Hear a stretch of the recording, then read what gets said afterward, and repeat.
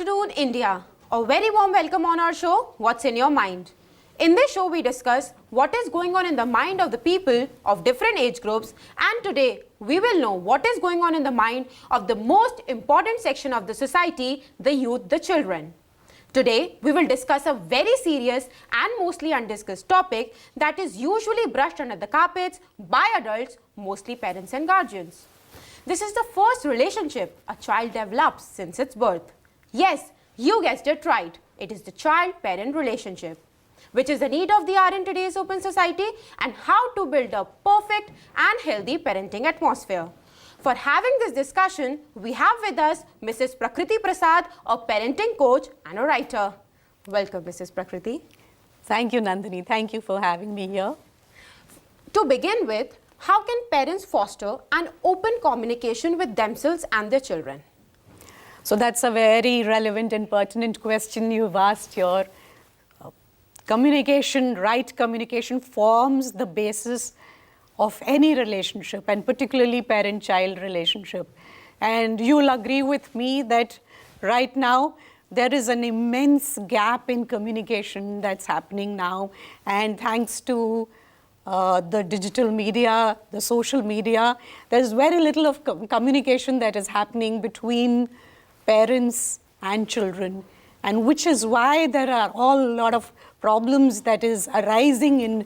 Do you agree with me on this? Correct, ma'am. I agree. I totally agree with you. So there is very, now parents and children are also interacting on WhatsApp. They're texting each other instead of having a direct communication. And that is impacting the relationship in a big way. Now, the crucial factor that we as parents, as guardian, need to keep in mind is what is the kind of communication that we have. Why is it that we are pushing away our children into their rooms, into their safe havens? Yes, ma'am. How can societal expectations and the desire for a perfect child influences parenting approaches and relationships? See, there are no perfect child that we keep talking about or we think of. There's a major fallacy there. Okay.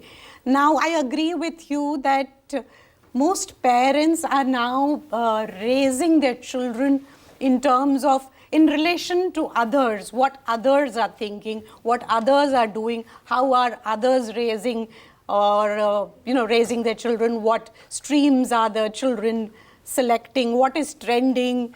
And you'll agree that, sometimes we notice that if one parent in a society or a building, they send their child for tennis lessons, for instance. Now suddenly you'll notice everybody starts sending, irrespective of the fact whether the child has an inclination, has an aptitude for that particular sport or not. So this is rather unfortunate that we are, basing our relationship, basing our foundation of raising children based on what others are doing, what the society is doing, or what the social media is trending, what's trending on social media. What factors do you believe contribute to a parent reacting in a negative way, such as scolding, shouting, and even resorting to physical violence? Do you think the past experiences of parents play a key role in shaping these reactions? So, Nandini, there are two aspects to your question, so I'll take the first part. The first part, when you say, why do parents scold and react loudly and maybe rudely? So, I think here, the parents, what they are experiencing right now, that goes a long way. So, for instance, if a parent herself or himself is going through a tough situation, or maybe if he's hurt or angry, sometimes it comes out on the child, which is wrong, but that happens. You'll notice that if you're in a bad mood, or it comes out on somebody who is maybe a little subordinate to you. And that's what happens in most cases when parents have had or are having a tough time with their bosses or with their in-laws. It comes on the child, and that's one part, that their state of mind has a very strong bearing on how they behave with the children. So that is where it is very important to nurture yourself, look after yourself first. So as a parenting coach, I emphasize on this aspect that, parents first need to look after themselves before they think in terms of raising or nurturing their child or the family. That's the first part of your question. The second part, where you say that their past experiences, yes, that has a strong bearing on how they are going to handle their children. For instance, if they've had a tough childhood themselves, if they have had a very strict parent, so that sometimes that impacts their in the positive way also, that because they've had a negative childhood, that they'll say, I won't commit the same mistakes that my parents did. But sometimes, and most of the times, it happens that whatever they've experienced, they've had a tough childhood, then automatically they tend to be more strict and more aggressive towards the child. So the past experiences of the parent as a child has a strong bearing. And I think today most of the issues, parents, if they have unresolved issues and they get into parenthood, so once again that impacts how they are going to handle their child.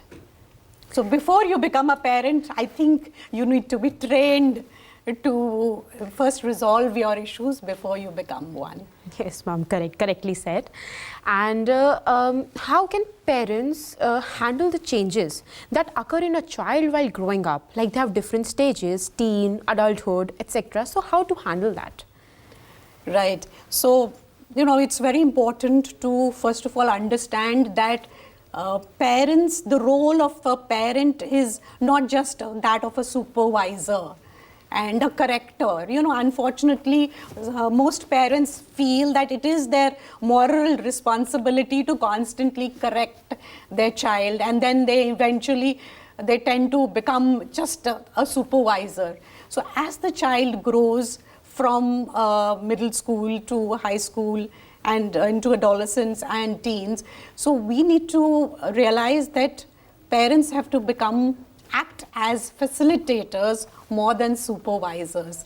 And that's where dynamic parenting comes in. And every parent today, the need of the hour is to become a dynamic parent. Now, who's a dynamic parent, if you ask me? So a dynamic parent is one who's friendly, but not necessarily the best friend. Because you'll have many best friends, but only one set of parents. So parents need to be friendly, considerate and understanding, but also demand certain amount, and not just command. You don't need to demand, you need to command that respect which comes naturally from the child. And then I think somebody who is forgiving, because mistakes are going to happen, and the parent who can also seek forgiveness, who can also apologize. And last but not the least, there's a dynamic parent, one who is constantly evolving with the times.